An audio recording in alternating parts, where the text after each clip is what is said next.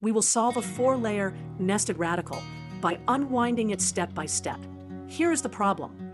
The square root of x times the square root of x times the square root of x times the square root of x equals 5.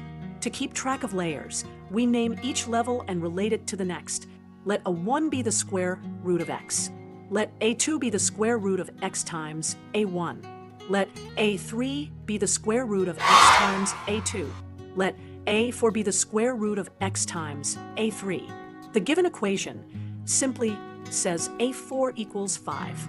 Now we express each level using exponent rules, so the pattern is clear. First, a1 equals x to the 1/2. For a2, substitute a1. We get the square root of x times x to the 1/2, which is the square root of x to the 3/2, and that equals x to the 3/4. For a3, multiply by x again inside a square root. That is the square root of x to the 7/4. So a3 equals x to the 7/8. For a4, we again multiply by x and take a square root. That is the square root of x to the 15/8. So a4 equals x to the 15/16. Because a4 equals 5, we have x to the 15/16 equals 5. Raise both sides to the power 16/15 to undo the exponent. On the left, the exponents multiply to 1, so we get x. On the right, we have 5 to the 16/15. Therefore, x equals 5 to the 16/15.